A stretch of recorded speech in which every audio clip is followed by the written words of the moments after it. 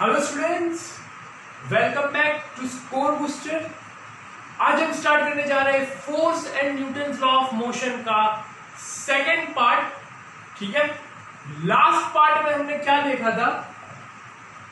Last part में हमने देखा था इंट्रोडक्शन वाला पार्ट, फोर्स क्या होता है, उसका यूनिट क्या होता है और इनर्शिया क्या होता है। ठीक है, आज हम देखने जा रहे हैं Newton's first law of motion और उसके एप्लीकेशन, यानी कि डे टू डे लाइफ में क्या क्या यूजेस होते हैं Newton's first law of motion के। डे टू डे लाइफ में कहां पे हमें देखने को मिलता है, उसके हम एग्जांपल देखेंगे और कुछ टाइप के क्वेश्चन जो कि आपके एग्जाम्स में आ सकते हैं वो हम डिस्कस करेंगे। फाइन, नोटबुक और पेन के साथ रेडी हो जाइए। शुरू करने जा रहे हैं second part of this chapter, force and Newton's law of motion. अगर आपने अभी तक फर्स्ट पार्ट नहीं देखा है तो वो मैं यहाँ पे सजेशन में डाल रहा हूँ। फर्स्ट पार्ट जरूर देखें, इंट्रोडक्शन वाला पार्ट, क्योंकि वहां पे हमने डिस्कस किया है इनर्शिया क्या होता है। अगर आपको वो नहीं पता होगा तो यहाँ पे आपके तोते उड़ जाएंगे।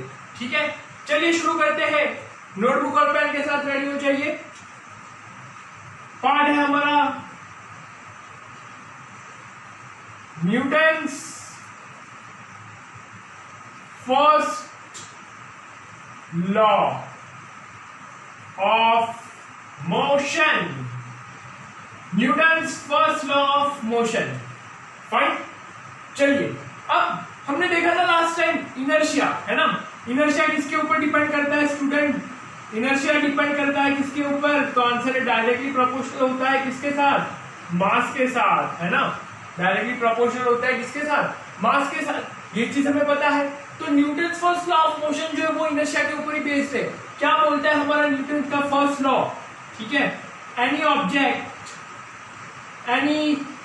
object at rest will remain in rest, will remain in rest. Fine, यहां पे आप ऐड कर सकते हैं एनी ऑब्जेक्ट एट रेस्ट और in motion will remain in rest और इन मोशन। कब तक ऐसा होगा? कोई भी ऑब्जेक्ट जब तक रेस्ट में है तब तक वो रेस्ट में ही रहेगा। कोई भी ऑब्जेक्ट जब तक वो मोशन में है तब तक वो मोशन में ही रहेगा। कब तक ऐसा होगा? Fine, any object at rest और in motion will remain at rest, sorry in rest और in motion until and unless an external unbalanced force is act on it. Force is act on it. That's it. यही है हमारा Newton's का first law, यानी कि Newton first law of motion. यही बोलता है कि कोई भी ऑब्जेक्ट जब तक रेस्ट में है वो रेस्ट में ही रहेगा, या कोई भी ऑब्जेक्ट जब तक मोशन में है वो मोशन में ही रहेगा। ऐसा कब तक होगा? तो आंसर है जब तक उसके ऊपर कोई अनबैलेंस फोर्स एक्ट ना करे। भाई ऐसा कब तक होगा? जब तक है जान, जब तक है जान, नहीं जब तक उसके ऊपर कोई अनबैलेंस फोर्स एक्ट नहीं करेगा। फाइन, अब यहां पे देखो इंपॉर्टेंट चीज क्या है स्टूडेंट? इंपॉर्टेंट चीज है एक्सटर्नल अनबैलेंस फोर्स, है ना। ये चीज आपको बचाएगा। ये है आपका आज का अंडे का फंडा। अरे अंडे का फंडा मतलब क्या स्टूडेंट्स? आपको अगर एग्जाम में आता है कि what is Newton first law of motion या state Newton first law of motion, आपने बहुत बढ़िया लिखा है ना। एन ऑब्जेक्ट एट रेस्ट और in motion will remain at rest और in motion. Fine, this is called Newton first law of motion. और आपको वहां पे मिलेगा जीरो मिलेगा। जीरो क्यों स्टूडेंट्स? क्योंकि आपने नहीं लिखा है एक्सटर्नल। कहां का फोर्स? बाहर से लगने वाला फोर्स, है ना। लास्ट लेक्चर में हमने देखा था इंटरनल फोर्स और एक्सटर्नल फोर्स दोनों अलग अलग होते हैं। अगर अभी तक आपने वो वीडियो नहीं देखा है तो डिस्क्रिप्शन में मैंने लिंक डाला हुआ है, वो आप देखिए, वो वीडियो देखिए वहां पे जाके। Fine, unbalance force act on it. ठीक है, क्योंकि देखो आपने लिखा एक्सटर्नल लेकिन अनबैलेंस नहीं लिखा, तो भी आपको मिलेगा क्या? अंडा। आपको क्या मिलेगा? अंडा। अंडे का फंडा क्या है? ये है आज का आपका अंडे का फंडा। मतलब अगर एग्जाम में आपको अंडा नहीं चाहिए तो ये दोनों वर्ड्स स्टेटमेंट में मस्ट है, कंपलसरी है, फाइन, तो ही ये चीज आपको मार्क्स दिलवा पाएगी। अगर आपने एक्सटर्नल नहीं लिखा और अनबैलेंस फोर्स लिखा है तो भी 0 मिलेगा, है ना, क्योंकि बताना जरूरी है, क्योंकि इंटरनल फोर्स भी होते हैं, है ना। और अगर आपने एक्सटर्नल लिखा है और अनबैलेंस नहीं लिखा फिर भी क्या मिलेगा? 0। कैसे सर, कैसे? मैं बाहर से फोर्स लगा रहा हूं लेकिन सर, लेकिन मैंने अनबैलेंस नहीं लिखा है, तो क्यों मुझे 0 मिलेगा? ये लो 10 न्यूटन, ये लो 10 न्यूटन, फाइन, ये लो बैलेंस फोर्स। क्या ये मूव करेगा? अरे क्या ये मूव करेगा? तो क्या न्यूटन का लॉ गलत है ना? अगर आपने अनबैलेंस फोर्स नहीं लिखा है तो ये तो बैलेंस फोर्स है, बाहर का फोर्स लग रहा है एक्सटर्नल फोर्स है, लेकिन ये फोर्स कैसा है? बैलेंस फोर्स है। बैलेंस फोर्स में ऑब्जेक्ट मूव नहीं किया, मतलब न्यूटन का लॉ गलत है। अरे न्यूटन गलत है या आप गलत हो? सर हम गलत है, बिल्कुल ठीक है। तो अनबैलेंस फोर्स लिखना जरूरी है और एक्सटर्नल लिखना जरूरी है। ये है स्टूडेंट्स आज का आपका अंडे का फंडा। ये आपको 0 मार्क्स लाने से बचाएगा अगर एग्जाम में 1 मार्क में ये स्टेटमेंट लिखना आता है तो। बट क्लियर हुआ यहाँ पे? कोई डाउट है? बहुत बढ़िया, सिंपल है। चलिए भाई, अब ये लॉ जो है इसको Newton first law of motion को हम क्या बोलते हैं? Law of inertia. अरे लॉ ऑफ इनर्शिया बोलूं या Newton first law of motion बोलूं, एक ही बात है, fine. Newton first law of motion या लॉ ऑफ इनर्शिया एक ही बात है, करेक्ट है। न्यूटन ने ये बोला कि कोई ऑब्जेक्ट रेस्ट में है तो वो रेस्ट में ही रहेगा, कोई ऑब्जेक्ट मोशन में है तो वो मोशन में ही रहेगा। कब तक ऐसा होगा? कब तक? जब तक है जान, जब तक है जान। नहीं बच्चों, कब तक ऐसा होगा? जब तक एक्सटर्नल अनबैलेंस फोर्स उसके ऊपर एक्ट नहीं करेगा, ठीक है। मान लो कि ये भाई मार्कर है ना, मार्कर को सपोज मैंने यहाँ पे रख दिया, बहुत बढ़िया, मजा आ गया। मार्कर को यहाँ पे रख दिया और 2 दिन तक ऐसे ही रहने दिया। 2 दिन बाद अगर मैं आगे देखूंगा तो मार्कर मुझे यहीं पे देखने को मिलेगा, फाइन। कब तक ऐसा होगा? जब तक इसको बाहर से कोई एक्सटर्नल फोर्स ना मिल जाए, है ना, जब तक कोई इसको यहाँ से फोर्स करके हटा ना दे, जब तक मैं इसको यूं ना कर दूं, वाह सर गुड कैच, तब तक ये क्या रहेगा? रेस्ट में रहेगा, है ना। और कोई ऑब्जेक्ट मोशन में है तो वो किस में रहेगा? मोशन में ही रहेगा। अब आप बोलोगे सर कैसे सर, ये तो गलत है सर, ये तो गलत है, मैंने बॉल को रोल कर दिया सर, बॉल को मैं रोक नहीं रहा फिर भी रुक जा रहा है सर, कुछ डिस्टेंस ट्रैवल कर रहा है फिर स्टॉप हो रहा है, तो सर ये तो न्यूटन का लॉ गलत हो गया। अरे सर न्यूटन का लॉ गलत हो गया। नहीं, न्यूटन का लॉ गलत नहीं है भाई, वहां पे देखो बाहर से फोर्स लग रहा है, फाइन। अगर एक ऑब्जेक्ट को या बॉल को आपने सरफेस पे रोल किया है तो वो सरफेस पे स्टूडेंट्स होता है फ्रिक्शन। सरफेस पे क्या होता है? फ्रिक्शन, जो कि उसको क्या करेगा? अपोज करेगा। क्या करेगा? उसको अपोज करेगा और उसको रोकने की कोशिश करेगा। इसीलिए वो बॉल या ऑब्जेक्ट कुछ देर बाद क्या हो जाता है? रुक जाता है ना, अपने आप रुक जाता है, करेक्ट। वहां पे हम उसको रोकते नहीं है, बट कौन रोकता है उसको? सरफेस रोकता है। सरफेस के पास क्या होता है? Friction, correct. तो वो फ्रिक्शन क्या है? एक्सटर्नल फोर्स है ना। फ्रिक्शन क्या ऑब्जेक्ट के अंदर से होता है? फ्रिक्शन क्या ऑब्जेक्ट के अंदर होता है? नहीं, फ्रिक्शन एक्सटर्नल फोर्स है, ठीक है। तो ये कहानी हुई Newton first law of motion और उसको क्या बोला जाता है? Law of inertia, fine, clear है। चलिए देखते हैं इसके ऊपर डे टू डे लाइफ में एग्जांपल्स क्या क्या है ना। डे टू डे लाइफ में सर आप तो बता रहे थे न्यूटन फर्स्ट लॉ का एप्लीकेशन हमें देखना है, हाँ कहां पे यूज होता है, चलो भाई देखते हैं। लॉ ऑफ इनर्शिया, इनर्शिया के ऊपर बेस्ड है और इनर्शिया के टाइप्स हमने लास्ट वीडियो में देखे हुए हैं, करेक्ट है। और वहां पे जो जो टाइप्स है उन्हीं के बेसिस के ऊपर हम डिस्कस करेंगे। जैसे कि फर्स्ट हमारा एग्जांपल हम लेते हैं, example 1, fine. A person feels a jerk when a bus suddenly starts, ठीक है, fine. A person feels a jerk when a बस सडनली स्टार्ट्स। आप बस में बैठे हो, बस, करेक्ट है। अब क्या होगा? बस जैसे ही स्टार्ट होगी आपको पीछे जर्क लगेगा। अब क्यों ऐसा होगा भाई, क्यों ऐसा होगा?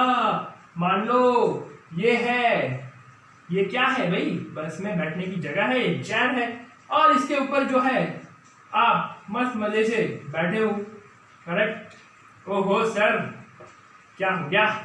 हाँ चलो भाई ये, करेक्ट, ओके। अब यहां पे इसको हम और अच्छे से रिप्रेजेंट करें तो आप इसी को क्या मान सकते हो, लेग्स मान सकते हो, ठीक है ना। जैसे ये पर्सन बैठा हुआ है, इसी को हम पर्सन मान लेते हैं, करेक्ट। ये चेयर है और इसके ऊपर पर्सन बैठा है, ओके। अब देखो जैसे ही कार या बस, यहां पे बस स्टार्ट होगी तो क्या होगा, जैसे ही बस स्टार्ट होगी तो जो लोअर पार्ट है पर्सन का, फाइन, लोअर पार्ट है पर्सन का, जैसे कि ये रहा person, okay, and he is sitting, ये, ठीक है। फनी ड्राइंग, बिल्कुल मजा आ गया, ओहो, है ना। ये भाई राम बैठा हुआ है, ठीक है, इनके पैर ये है, फाइन। चलिए नाम जो है इनका बबलू, बबलू भैया बैठे हैं, करेक्ट। अब ऑल ऑफ सडन क्या होगा, ऑल ऑफ सडन जैसे ही बस स्टार्ट होगी ये बबलू भाई साहब जो है वो पीछे जाकर एक्सपीरियंस करेंगे। क्यों करेंगे ऐसा, क्योंकि ये जो लोअर पार्ट आप देख रहे हो, फाइन, ये लोअर पार्ट किसके साथ कनेक्टेड है स्टूडेंट, बस के साथ। अब बस क्या है, मोशन में आया, बस क्या है, मोशन में आया, फाइन। तो ये लोअर पार्ट जो है ये भी किस में आना चाहेगा बच्चों, मोशन में आना चाहेगा ना। ये लोअर पार्ट है वो भी किस में आना चाहेगा, मोशन में आना चाहेगा। लेकिन ये जो अपर पार्ट है वो किस में रहना चाहेगा, वो तो रेस्ट में रहना चाहेगा, फाइन, करेक्ट। तो ये कहानी है, ठीक है। अब देखो पूरा बॉडी रेस्ट में रहना चाहेगा बट ये लोअर पार्ट बस के साथ साथ मोशन में आना चाहेगा, ठीक है। तो ये लोअर पार्ट आगे मूव हो जाएगा, फाइन। और ये due to inertia of rest motion में आना नहीं चाहेगा, due to inertia of rest motion में आना नहीं चाहेगा। तो क्या होगा, ये नीचे वाला पार्ट आगे जाएगा और ये पीछे वाला पार्ट, सॉरी ऊपर वाला पार्ट पीछे आएगा, ठीक है। यू होगा, यू आदमी बैठा है, फाइन। अब क्या होगा, चालू हुआ पीछे, ठीक है ना, पीछे। क्यों, क्यों ऐसा, क्योंकि ये नीचे वाला पार्ट जो है स्टूडेंट वो क्या हो रहा है, मोशन में आ रहा है, ठीक है ना। तो सीधी बात है ना। अब आप सोचोगे इसमें सर ऐसा कैसे, सर हम आगे की तरफ क्यों नहीं जाते, सर नीचे वाला पार्ट मोशन में आ रहा है तो हम भी बस आगे की तरफ चलेगी तो हम भी आगे की तरफ जाने चाहिए, है ना। ऐसा लगा ना, अरे सोचा ना ऐसा आपने, बिल्कुल मैं जानता हूं। अब ऐसा नहीं होगा बच्चों, क्यों नहीं होगा, क्योंकि कॉमन सेंस है ना। आप बैठे हो चेयर पे, ठीक है, कोई आपके पैर यहां से खींचेगा यू, तो क्या होगा, अरे यहां से किसी ने पैर खींचा, तो क्या होगा, आप पीछे की तरफ सरकोगे ना, ठीक है। मैं यूं बैठा हूं, किसी ने मेरा पैर खींच लिया तो मैं कहां गिरूंगा, पीछे की तरफ, फाइन।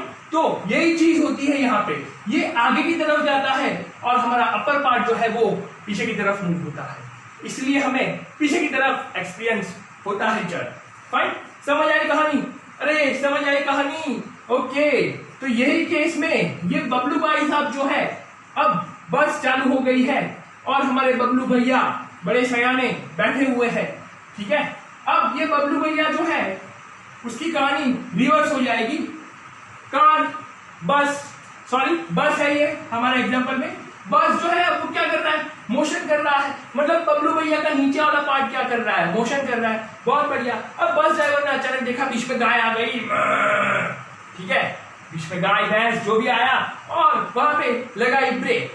ब्रेक लगाने से क्या होगा, ब्रेक लगाने से ये नीचे वाला पार्ट जो बस के साथ कनेक्टेड है वो किस में आ जाएगा, रेस्ट में आ जाएगा, किस में आ जाएगा, रेस्ट में। क्यों, क्योंकि बस भी रेस्ट में आ गई। लेकिन ऊपर वाला part due to inertia of motion rest में आना नहीं चाहेगा। ऊपर वाला पार्ट इनर्शिया ऑफ मोशन की वजह से रुकना नहीं चाहेगा, वो तो चाहेगा कि मैं चलता रहूं, चलता रहूं, चलता रहूं, ठीक है, वो रुकना नहीं चाहेगा, करेक्ट। तो क्या होगा, अब ये जो है ऊपर वाला पार्ट किसमें है, मोशन में है, वो तो चाहेगा कि मैं चलता रहूं, है ना, कब तक चलता रहूं, अरे जब तक है जान, जब तक है जान, हाँ ठीक है। चलो भाई, ये भाई राम, बबलू भाई राम क्या है, नीचे वाला पार्ट रेस्ट में आ गया, ऊपर वाला पार्ट मोशन में रहना चाहेगा, फाइन। तो अब क्या होगा, आप बैठे हो, किसी ने आपके पैर पकड़ लिए आगे, है ना, तो जैसे ही ब्रेक्स लगे, जैसे ही ब्रेक्स लगे, फाइन, तो हमारा ये वाला पार्ट जो है वो तो क्या है, मोशन में था,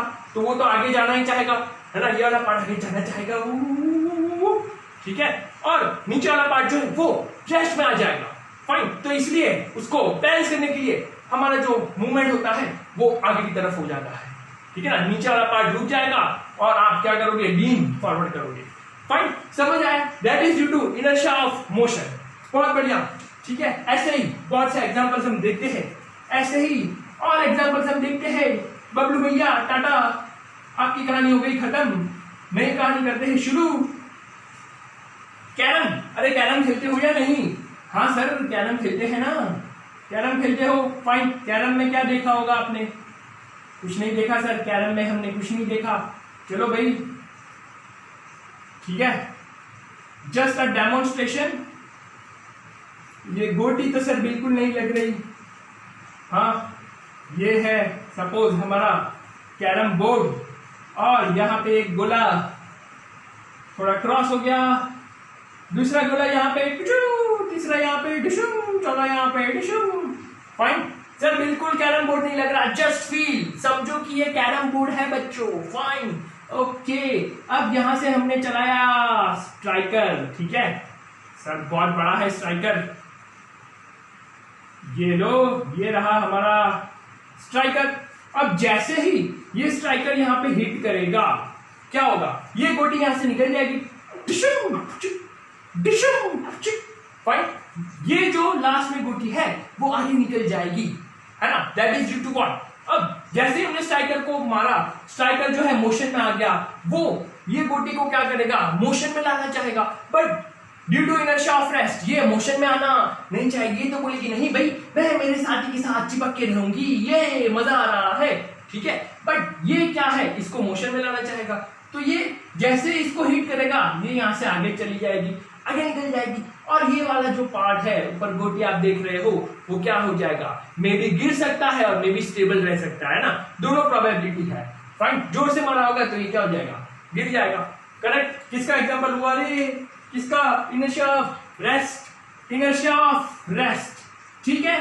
चलो अगला एग्जांपल, और एग्जांपल सर, और एग्जांपल्स, बिल्कुल तुम्हें फील आनी चाहिए भाई यहाँ पे, है ना। बॉलर का एग्जांपल ले लेते हैं, ठीक है। Bowler in game of cricket. हाँ, बॉयज तो खुश हो गए, यस सर, क्रिकेट नाम सुनते ही जोश आ गया पूरा, है ना। अब बॉलर जब बॉलिंग करता है क्रिकेट में, ठीक है, उम्मीद करता हूं क्रिकेट में नहीं होगा। फाइन, तो वो क्या करता है, जैसे ही बॉलिंग करता है, जैसे क्रीज आती है, फाइन, वहां से वो क्या कर देता है, पूरा बैंड डाउन हो जाता है और बॉल को लीव कर देता है, ठीक है ना। बिल्कुल यूं होके पूरा यूं हो जाता है। Fine sir, live demonstration cricket का, मजा आ गया, क्रिकेट खेलने का मन हो गया। चलो अब इससे क्या होगा, दौड़ते दौड़ते आता है क्रीज पे, जब वो बॉल डिलीवर करता है तो क्या वही पॉइंट पे रुक जाता है क्या वो, हाँ, क्या क्रीज पे ही रुक जाता है एम्पायर के पास? नहीं, ऐसा नहीं होता, वो कुछ स्टेप्स आगे पिच के ऊपर रन कर लेता है। क्यों ऐसा होता है स्टूडेंट्स, क्यों ऐसा होता है? वो बॉल डिलीवर करने के बाद कुछ स्टेप्स ऑटोमेटिकली आगे क्यों चला जाता है? That is due to inertia of motion. अगर वो वहीं पे रुकना चाहेगा तो क्या हो जाएगा, बताओ? वहीं पे रुकना चाहेगा तो क्या होएगा, वो उधर ही क्या गिर जाएगा। फाइन, गिर जाएगा, ठीक है ना। तो ये किसकी वजह से, कुछ स्टेप्स वो आगे चलता है, that is due to inertia of motion. Inertia of motion की वजह से वो कुछ स्टेप्स पिच पे आगे चले जाता है। फाइन, तो ये है हमारा example, inertia of motion. Same चीज यहाँ पे आप कंसिडर कर सकते हो, है ना। In a game of long jump, high jump, उसमें भी क्या करते हैं, एथलीट जो है बड़ी दूर से दौड़ते आते हैं, और जो वहां पे लाइन होती है वहां पे पॉज करते हैं, ठीक है, वहां पे वो रुक जाएंगे, तो उनके बॉडी का लोअर पार्ट जो है वो किसमें आ गया, रेस्ट में आ गया, लेकिन अपर पार्ट जो है वो अपना मोशन कंटिन्यू करना चाहेगा, है ना, वो अपना मोशन कंटिन्यू करना चाहेगा। तो इसकी वजह से उनको वहां पे क्या मिलता है, पुशअप मिलता है ना, लॉन्ग जंप में, ठीक है। तो that is again an example of क्या, inertia of motion. Fine, okay, बहुत बढ़िया। और एग्जांपल जैसे कि वेट क्लोथ्स की हम बात करें, है ना, वेट क्लोथ्स और डर्टी क्लोथ्स, है ना, डर्टी धूल मिट्टी वाले कपड़े, ठीक है। तो वो वाले केस में क्या होता है बच्चों, क्या होता है? अब जैसे वेट क्लोथ्स है, है ना। आपने देखा होगा आपके मदर को, आपके सिस्टर को, या आपके घर में किसी ना किसी को, या आप खुद आपने एक्सपीरियंस किया होगा, कपड़े गीले होते हैं तो हम क्या करते हैं, यूं झड़क देते हैं और फिर उसको क्या करते हैं, फिर उसको सुखोते हैं, है ना। सर हमने तो कभी कपड़े सुखोए नहीं है, हमें नहीं पता, है ना। जैसे कि ये क्लोथ है, इसको हम क्या करते हैं, यूं झड़क देते हैं ऐसे। फाइन, ऐसे झड़क देने से क्या होगा, इसके अंदर जो वेट पार्टिकल्स है, फाइन, मतलब वाटर पार्टिकल्स है या डर्ट पार्टिकल्स है, उसको हम क्या कर रहे हैं, जबरदस्ती मोशन में ला रहे हैं। उनको हम क्या कर रहे हैं, जबरदस्ती मोशन में ला रहे हैं। फाइन, तो वो क्या करना चाहेगा, वो रेस्ट पे ही रहना चाहेगा। इसके अंदर के वाटर पार्टिकल्स या डर्ट पार्टिकल्स वो क्या करना चाहेंगे, रेस्ट पे ही रहना चाहेंगे। फाइन, बट हम उसको जबरदस्ती मोशन में ला रहे हैं, तो जैसे ही हम जर्क करेंगे यूं, तो क्या होगा, उसके अंदर से पार्टिकल्स बाहर आएंगे। फाइन, ये चीज आपने एक्सपीरियंस करी होगी, आपने देखा होगा, और नहीं देखा है तो बिल्कुल आज के आज जाके ये चीज आप देखिए, ठीक है ना। छोटे बच्चे होते हैं ना, जब मम्मी कपड़े सुखोते तो पता है वो बच्चे आजू बाजू आके खड़े हो जाते हैं, मम्मी मम्मी मजा आ रहा है, एक बार यूं करो। फाइन, तो ये चीज करने से क्या होगा, पार्टिकल्स जो है वो बाहर आ जाएंगे, ठीक है। तो ये हमारा और एग्जाम्पल हुआ किसका, न्यूटन लॉ ऑफ मोशन यानी कि लॉ ऑफ इनर्शिया के ऊपर। फाइन, ओके, चलिए एक और एग्जांपल हम देखते हैं, लिफ्ट वाला एग्जांपल, है ना। लिफ्ट में आपने ये चीज एक्सपीरियंस करी होगी। फाइन, लिफ्ट जो है, आप लिफ्ट में खड़े हैं, ऑल ऑफ सडन लिफ्ट जो है स्टार्ट होती है तो हमें जर्क लगता है ना, ऐसा करके थोड़ा सा हल्का सा जर्क लगता है। फाइन, क्यों, किसका एग्जांपल है बच्चों, इनर्शिया ऑफ रेस्ट या इनर्शिया ऑफ मोशन, बताओ ये किसका एग्जांपल है। आप लिफ्ट में खड़े हो, आपको जर्क लगा लिफ्ट के शुरू होने से, इसका एग्जांपल बोलो रे बोलो, इनर्शिया ऑफ रेस्ट या मोशन, तो आंसर है inertia of rest. Fine, initially lift और आप दोनों ही रेस्ट में थे, अब लिफ्ट अचानक मोशन में आ गई तो आपको वहां पे जर्क फील हुआ। क्लियर, तो सफिशिएंट एग्जांपल्स, यहाँ पे कोई डाउट है, पूरी तरह से क्लियर है। तो ये सारे टाइप्स के एग्जांपल्स बच्चों आपके एग्जाम्स में आ सकते हैं in the form of 2 marks question, ठीक है। ऐसा क्वेश्चन आ सकता है कि भाई हाँ, a person is sitting in a car, experiences a jerk backward when a car suddenly starts. Explain. तो वहां पे आपको यही कहानी जो है वो एक्सप्लेन करनी है, ठीक है, क्लियर है। फाइन, तो एक क्वेश्चन जो है वो मैं देता हूं और उसके साथ में लेक्चर जो है वो एंड करूंगा, ठीक है ना। क्वेश्चन जो है वो ये है, a ball is thrown upwards, a ball is thrown upwards by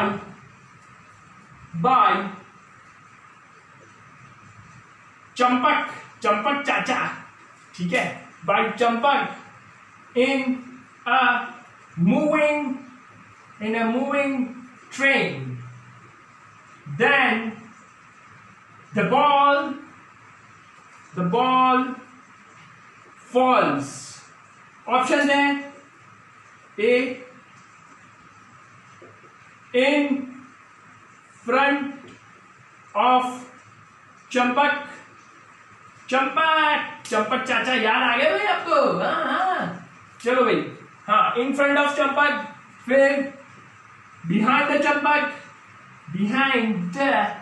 Champak, okay, C in hand of Champak, in hands of Champak, and last वाला D depends on motion of train, depends on motion of train.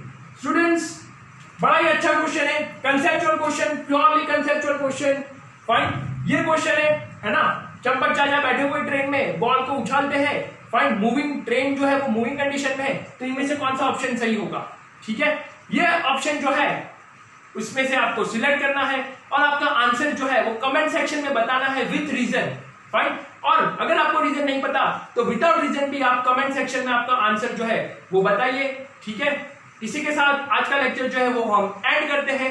Next lecture में हम देखेंगे momentum के बारे में कि momentum क्या होता है। फाइन, और ये क्वेश्चन का आंसर जो है वो भी हम डिस्कस करेंगे स्टूडेंट्स, ठीक है। कमेंट्स में अपने अपने आंसर जरूर बताइए, ओके।